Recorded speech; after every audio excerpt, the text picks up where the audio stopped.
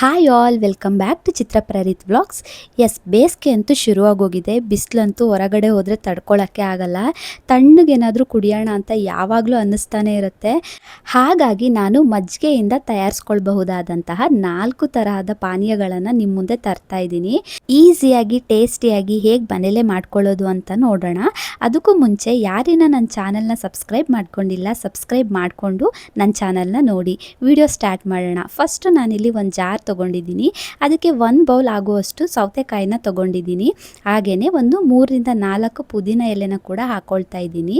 ಅದಕ್ಕೆ ಒಂದು ಸ್ವಲ್ಪ ಕೊತ್ತಂಬರಿ ಸೊಪ್ಪನ್ನ ಕೂಡ ಸೇರಿಸ್ಕೊತಾ ಇದ್ದೀನಿ. ಹಾಗೆ ಒಂದು 1/4 ಟೇಬಲ್ ಸ್ಪೂನಷ್ಟು ಜೀರಿಗೆನ ಕೂಡ ಸೇರಿಸ್ಕೊಂಡಿದ್ದೀನಿ. ಸೌತೆಕಾಯಿ ಕೆಲವ್ರಿಗೆ ಶೀತ ಅಂತ ಅನಿಸುತ್ತೆ, ತುಂಬ ತಂಪಲ್ವ. ಸೊ ಹಾಗಾಗಿ ನಾನಿಲ್ಲಿ 3 ಕಾಳುಮೆಣಸನ್ನು ಸೇರಿಸ್ಕೊತಾ ಇದ್ದೀನಿ. ಅದ್ರ ಜೊತೆಗೇ ಒಂದು ಸ್ವಲ್ಪ ಶುಂಠಿ ಹಾಗೆಯೇ ಒಂದು ಹಸಿರು ಮೆಣಸಿನ್ಕಾಯಿ ಕೂಡ ಸೇರಿಸ್ಕೊಂಡಿದ್ದೀನಿ. ಅದು ಸ್ವಲ್ಪ ಸ್ಕಿಪ್ ಆಗಿದೆ.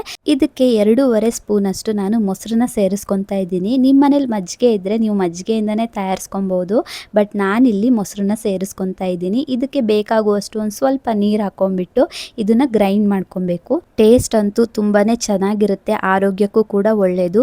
ಸೊ ನಾನು ಇದನ್ನು ಒಂದು ಬೌಲ್ಗೆ ಶಿಫ್ಟ್ ಮಾಡ್ಕೊಳ್ತಾ ಇದ್ದೀನಿ. ಇದಕ್ಕೆ ನೀವು ಇವಾಗ ಮೊಸರನ್ನ ಬೇಕು ಅಂದರೆ ಸೇರಿಸ್ಕೊಬೋದು, ಮಜ್ಜಿಗೆ ಇತ್ತು ಅಂದರೆ ಮಜ್ಜಿಗೆನೇ ನೀವು ಇದಕ್ಕೆ ಹಾಕ್ಕೊಬೋದು. ನಾನಿಲ್ಲಿ ಮೊಸರಿಂದ ತಯಾರಿಸ್ಕೊಳ್ತಾ ಇರೋದ್ರಿಂದ ನಾನು ಇದಕ್ಕೆ ಎಷ್ಟು ನೀರು ಬೇಕೋ ಅಷ್ಟು ನೀರನ್ನ ಹಾಕ್ಕೊಳ್ತಾ ಇದ್ದೀನಿ. ನಾನಿಲ್ಲಿ 2 ಗ್ಲಾಸ್ ಅಷ್ಟೇ ಮಾಡ್ತಾ ಇರೋದು. ಸೊ ಇದಕ್ಕೆ ಎಷ್ಟು ಉಪ್ಪು ಬೇಕೋ ಅಷ್ಟು ಉಪ್ಪನ್ನು ಹಾಕ್ಕೊಂಡು ಚೆನ್ನಾಗಿ ಮಿಕ್ಸ್ ಮಾಡಿಕೊಂಡ್ರೆ ರೆಡಿಯಾಗಿ ಹೋಗುತ್ತೆ. ತುಂಬಾ ಟೇಸ್ಟಿಯಾಗಿರುತ್ತೆ, ಹೆಲ್ತ್ಗೂ ಒಳ್ಳೆಯದು. ಮಜ್ಜಿಗೆಯಿಂದ ತುಂಬಾ ಬೆನಿಫಿಟ್ಸ್ ಇದೆ ಹೆಲ್ತ್ಗೆ. ಮಜ್ಜಿಗೆ ಬೇಸಿಗೆ ಕಾಲದಲ್ಲಿ ದೇಹನ ತಂಪಾಗಿರಿಸುತ್ತೆ, ಜೀರ್ಣಕ್ರಿಯೆನ ಸುಧಾರಿಸುತ್ತೆ. ಹಾಗೆಯೇ ಗ್ಯಾಸ್ ಮತ್ತು ಆಸಿಡಿಟಿ ಪ್ರಾಬ್ಲಮ್ ಯಾರಿಗಿರುತ್ತೆ ಅದನ್ನು ಕೂಡ ನಿವಾರಣೆ ಮಾಡುತ್ತೆ. ರೋಗ ನಿರೋಧಕ ಶಕ್ತಿನೂ ಕೂಡ ಹೆಚ್ಚಿಸುತ್ತೆ. ಹಾಗೆಯೇ ಇದರಲ್ಲಿ ಕ್ಯಾಲ್ಸಿಯಂ ಸಮೃದ್ಧವಾಗಿರೋದ್ರಿಂದ ನಮ್ಮ ಮೂಳೆಗಳನ್ನೆಲ್ಲ ಬಲಪಡಿಸೋಕೆ ಸಹಾಯವನ್ನು ಕೂಡ ಮಾಡುತ್ತೆ. ಸೊ ಇದನ್ನ ಒಂದ್ಸಲ ನೀವು ಟ್ರೈ ಮಾಡಲೇಬೇಕು. ಟೇಸ್ಟ್ ಹೇಗಾಗಿತ್ತು ಅಂತ ಹೇಳ್ಬಿಟ್ಟು ಕಮೆಂಟ್ ಬಾಕ್ಸಲ್ಲಿ ತಿಳಿಸಿ. ಇವಾಗ ಒಂದು ಜಾರ್ ತೊಗೊಂಡಿದ್ದೀನಿ. ಹಾಗೆಯೇ ಒಂದು ಬೌಲ್ ಆಗುವಷ್ಟು ಸಿಹಿ ದ್ರಾಕ್ಷಿನ ನಾನು ಚೆನ್ನಾಗಿ 2ರಿಂದ 3 ಸಲ ವಾಶ್ ಮಾಡಿ ಇಟ್ಕೊಂಡಿದ್ದೆ, ಅದನ್ನು ಹಾಕ್ಕೊಳ್ತಾ ಇದ್ದೀನಿ. ಹಾಗೆಯೇ ಅದ್ರ ಜೊತೆಗೆ ಒಂದು ಸ್ವಲ್ಪ ಶುಂಠಿನ ಸೇರಿಸ್ಕೊತಾ ಇದ್ದೀನಿ. ಅದ್ರ ಜೊತೆಗೇ ಒಂದು ಚಿಕ್ಕ ಹಸಿರು ಮೆಣಸಿನ್ಕಾಯಿ ಕೂಡ ಸೇರಿಸ್ಕೊತಾ ಇದ್ದೀನಿ. ನಾನಿಲ್ಲಿ 1 ಗ್ಲಾಸ್ ಮಾಡ್ತಾ ಇರೋದು. ನಿಮಗೆ ಜಾಸ್ತಿ ಬೇಕು ಅಂತ ಅಂದರೆ ಜಾಸ್ತಿ ಹಾಕ್ಕೊಳ್ಳಿ. ಹಾಗೆಯೇ ಇದ್ರ ಜೊತೆಗೆ ಒಂದು 2 ಪುದೀನ ಎಲೆನ ಹಾಕ್ಕೊಳ್ತಾ ಇದ್ದೀನಿ. ಜೊತೆಗೆ 2 ಕಾಳುಮೆಣಸನ್ನು ಕೂಡ ಸೇರಿಸ್ಕೊತಾ ಇದ್ದೀನಿ. ಅದ್ರ ಜೊತೆಗೇ ಸ್ವಲ್ಪ ಜೀರಿಗೆನ ಸೇರಿಸ್ಕೊಳ್ತಾ ಇದ್ದೀನಿ. ನೀವು ಜಾಸ್ತಿ ಜನಕ್ಕೆ ಮಾಡುವಾಗ ಕ್ವಾಂಟಿಟಿ ಎಲ್ಲ ಜಾಸ್ತಿ ಮಾಡ್ಕೊಳ್ಳಿ. ನಾನಿಲ್ಲಿ 2.5 ಸ್ಪೂನ್ ಆಗುವಷ್ಟು ಮೊಸರನ್ನ ಕೂಡ ಸೇರಿಸ್ಕೊತಾ ಇದ್ದೀನಿ. ಈ ದ್ರಾಕ್ಷಿ ಹಣ್ಣಿನಲ್ಲಿ ಆಂಟಿ ಆಕ್ಸಿಡೆಂಟ್ಸ್, ಖನಿಜಗಳು ಹಾಗೆ ವಿಟಮಿನ್ಗಳು ಸಮೃದ್ಧವಾಗಿರೋದ್ರಿಂದ ಇದು ಒಂದು ಆರೋಗ್ಯಕರ ಅದ್ಭುತ ಹಣ್ಣು ಅಂತಾನೆ ಹೇಳ್ಬೋದು. ಇದು ಕೂಡ ಜೀರ್ಣಕ್ರಿಯೆಗೆ ತುಂಬಾ ಸಹಕಾರಿಯಾಗಿದೆ. ಹಾಗೆಯೇ ಕೂಡ ನಮ್ಮ ಚರ್ಮದ ಕಾಂತಿಯನ್ನು ಕೂಡ ಹೆಚ್ಚಿಸುತ್ತೆ. ಸೊ ಹೃದಯದ ಆರೋಗ್ಯನ ಕೂಡ ಕಾಪಾಡುತ್ತೆ. ಇದನ್ನು ಗ್ರೈಂಡ್ ಮಾಡಿಕೊಂಡು ಹಾಗೆ ಒಂದು ಗ್ಲಾಸ್ಗೆ ನಾವಿವಾಗ ಸರ್ವ್ ಮಾಡಿಕೊಂಡ್ರೆ ಆಗೋಯ್ತು. ತುಂಬಾ ರುಚಿಯಾಗಿರುತ್ತೆ, ದೇಹಕ್ಕೂ ಕೂಡ ತುಂಬಾ ತಂಪು ಅಂತ ಅನಿಸುತ್ತೆ. ಹಾಗೆಯೇ ನಮ್ಮ ಆರೋಗ್ಯ ದೃಷ್ಟಿಲಿ ನೋಡಿದ್ರೆ ನಮಗೆ ತುಂಬಾ ಬೆನಿಫಿಟ್ಸ್ ಕೂಡ ಸಿಗುತ್ತೆ. ನೀವು ಕೂಡ ಒಂದ್ಸಲ ಟ್ರೈ ಮಾಡಿ, ಹಾಗೆ ಮನೇಲಿ ಇರೋರಿಗೂ ಕೂಡ ಇದನ್ನು ಮಾಡಿಕೊಡಿ. ಅವ್ರ ರಿಯಾಕ್ಷನ್ಸ್ ಹೇಗಿರುತ್ತೆ ಅಂತ ಹೇಳ್ಬಿಟ್ಟು ಕಮೆಂಟ್ ಬಾಕ್ಸಲ್ಲಿ ಕೂಡ ತಿಳಿಸಿ. ಹಾಗೆಯೇ ಈ ವೆಯ್ಟ್ ಲಾಸ್ ಮಾಡೋರ್ಗಂತೂ ಮಜ್ಜಿಗೆ ತುಂಬಾ ಒಳ್ಳೆ ಡ್ರಿಂಕ್ ಅಂತ ಹೇಳ್ಬೋದು, ಬಿಕಾಸ್ ಇದು ಕಡಿಮೆ ಕ್ಯಾಲೋರಿ ಹೊಂದಿದೆ. ಸೊ ಇವಾಗ ನೆಕ್ಸ್ಟ್ ಒಂದು ಜಾರ್ ತೊಗೊಂಡಿದ್ದೀನಿ. ಅದಕ್ಕೆ ನಾನಿವಾಗ 1 ಬೌಲ್ ಆಗುವಷ್ಟು ಕಲ್ಲಂಗಡಿ ಹಣ್ಣನ್ನು ಕಟ್ ಮಾಡಿ ಇಟ್ಕೊಂಡಿದ್ದೀನಿ, ಅದನ್ನು ಸೇರಿಸ್ಕೊತಾ ಇದ್ದೀನಿ. ಇವಾಗ ನಾನಿಲ್ಲಿ ಅದಕ್ಕೆ ಒಂದು ಸ್ವಲ್ಪ ಶುಂಠಿನ ಹಾಕ್ಕೊಳ್ತಾ ಇದ್ದೀನಿ.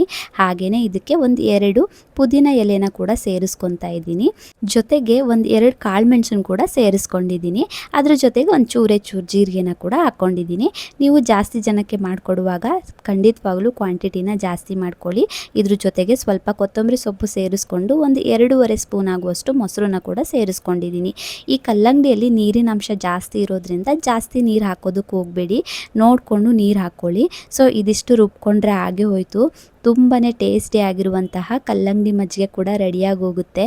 ಈ ಕಲ್ಲಂಗಡಿ ಹಣ್ಣು ವಿಟಮಿನ್ ಎ, ಸಿ, ಪೊಟ್ಯಾಷಿಯಂ ಮತ್ತು ಸಿಟ್ರುಲಿನಿಂದ ಸಮೃದ್ಧವಾಗಿದೆ.